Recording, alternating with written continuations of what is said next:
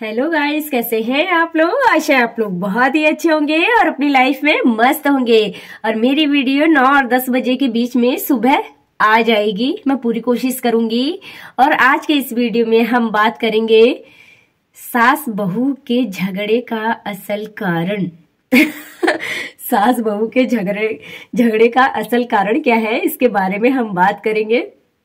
है ना special topic. मैंने भी बहुत मुश्किल से छाटा है ये टॉपिक ना। होता है ना, सास बहू के झगड़े का असल कारण क्या है।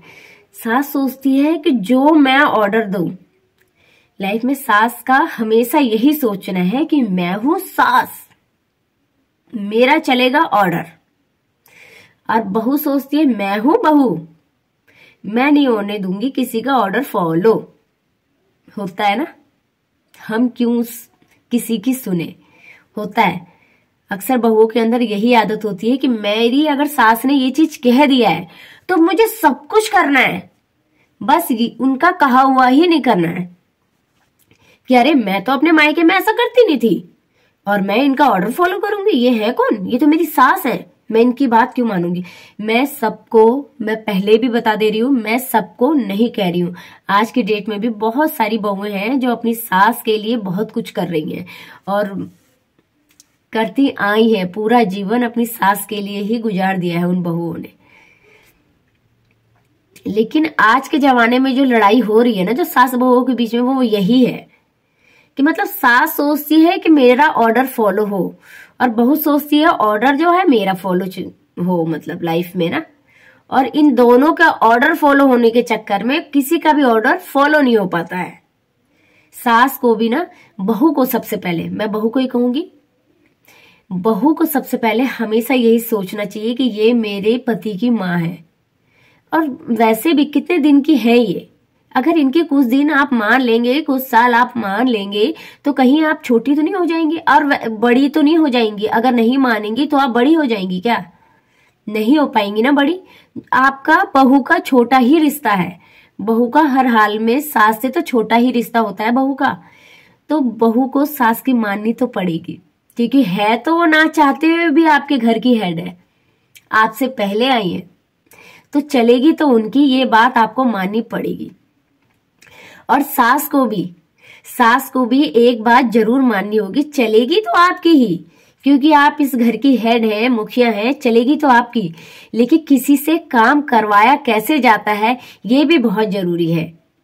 अब जैसे बहू कुछ काम कर रही है, कोई बाहर का आगे क्या कर रही है, कुछ नहीं, निकम्मी सो रही होगी, मतलब इस तरीके की टोंटबाजी करती है सास। क्या कर रही है बहू, कुछ नहीं, निकम्मी काम क्या है, अपने माँ बापों से बात कर रही होगी और काम क्या है इसका। कुछ इस तरीके से भी होती है। अगर कोई बाहर का आ गया है, पूछ रहा है कि बहू क्या कर रही है, काम करती है, सारा दिन मेहनत करती है, सारा दिन काम करती है, ये करती है, 2-4 वर्डिंग से अगर आप थोड़ी सी अपनी बहुओं की तारीफ कर लेंगे तो क्या आप उम्र में छोटी हो जाएंगी, नहीं होंगी ना। जो आपकी उम्र है वो तो आपकी उम्र रहेगी ही, और आपका जो रिश्ता है ना बढ़ेगा कि आप सास हैं, वो आप छोटी नहीं हो जाएंगी, आप भी सास ही रहेंगी। लेकिन अगर आप ऐसा करेंगी ना, उसके किए हुए के काम को नकारे नहीं, और हमेशा अपनी बहू को नीचा दिखाने की कोशिश ना करें। होती है किसी की, बहू ने बर्तन धो दिए तो अरे ये बर्तन कैसे धोती है, इतने गंदे तरीके से बर्तन धोती है, कपड़े धोए, छिछी कितने गंदे तरीके से कपड़े धोती है, बाप रे छिछी मुझे तो बदबू आ रही है, ये है वो है। इस तरीके की भी बात करती है सास। मतलब ले दे के किसी भी तरीके से इसको दोबारा उसी काम में उलझा के रखो। सिखाएंगे नहीं कि चल मैं अच्छे तरीके से सिखा दूं, मतलब। लेकिन ये है कि दूसरी जगह जाके अपने बहुओं की बात बनाएंगे। वो ये भूल जाती हैं कि ये जो आप बात बना रही है ना लोगों के सामने, बाहर जा जाके घूम के, वो लोग आपकी सेवा नहीं करेंगे बिल्कुल भी। चाहे आप अपनी बहू की लाख बुराई करके आइए, अपने बहू की लाख बुराई करके आइए, लेकिन वो आपके बुढ़ापे में जिसके सामने आपकी बुराई करी है, आपके पड़ोसी जो आज आपके शुभचिंतक बने हुए हैं, आपके घर की चुस्की लेने के लिए, वो बिल्कुल आपके काम नहीं आएंगे, बिल्कुल भी काम नहीं आएंगे। इसलिए सास को भी ये बात अपने दिमाग में बैठानी पड़ेगी, काम तो यही आनी है जो अब मेरे घर में आ चुकी है, काम तो यही आनी है। इसीलिए आप चाहती हैं ना अपनी लाइफ में कि आपका बुढ़ापा बहुत ही अच्छे से कटे, बुढ़ापा बहुत ही बेहतरीन हो आपका, तो तारीफ करनी तो पड़ेगी बहू की, क्योंकि बुराई करके आप उसका कुछ बिगाड़ नहीं सकती और तारीफ करके आप अपनी बात, हर बात आप मनवा सकती हैं उसकी सिर्फ और सिर्फ तारीफ करके। उसकी कमियां अगर आपको दिख जाए तो वो भी इग्नोर मारिए। उसकी जो कमियां मिल जाए ना आपको देख के कि मतलब हाँ ये भी हो सकता है कि आपकी जितनी परफेक्ट नहीं है। अरे आपके जितना परफेक्ट होने के लिए ना आपके जितनी उम्र तो होनी चाहिए उसकी कम से कम। जब आपकी जितनी उम्र की हो जाएगी ना आपकी बहू, वो भी परफेक्ट हो ही जाएगी लाइफ में। ऐसा नहीं है कि वो ऐसे ही रहेगी सारी उम्र। अभी वो नई नई है, उसको काम नहीं आता है प्रॉपर अच्छे तरीके से करना, आप उसको सिखाइए और उसकी फेवरेट बनिए, ताकि आपका बुढ़ापे में जब आपका बुढ़ापा आएगा आपका करने में उसको कोई झिझक नहीं होगी। क्योंकि ये तो मेरी सास है, उसको अपना फ्रेंड बना के रखिए, आपको हर जगह आपको लेकर चलेगी। लेकिन आपने तो उसकी नुक्स, ये नहीं पहनना, हमारे यहाँ तो ये नहीं पहनते, ये नहीं ओढ़ते, हमारे यहाँ तो ये नहीं होता, रिश्तेदार क्या कहेंगे, रिश्तेदार क्या कहेंगे, शुरू से ही उसको रोक टोक उसकी मति भ्रष्ट कर दी आपने अपनी बहू की। उसके दिमाग में भी ये लगता है कि सास की तो वही इच्छा है जो मेरी इच्छा नहीं है, बस बहू को यही लगता है। और बहू को भी थोड़ा सा ये तो समझना ही पड़ेगा, चाहे जैसी भी है तो मेरी सास ही, चाहे जैसी भी है मेरी सास ही। मेरी सास बदलने वाली नहीं है, जो है जैसी भी है, खट्टी है मीठी है, अपने ही रिश्ते हैं वो।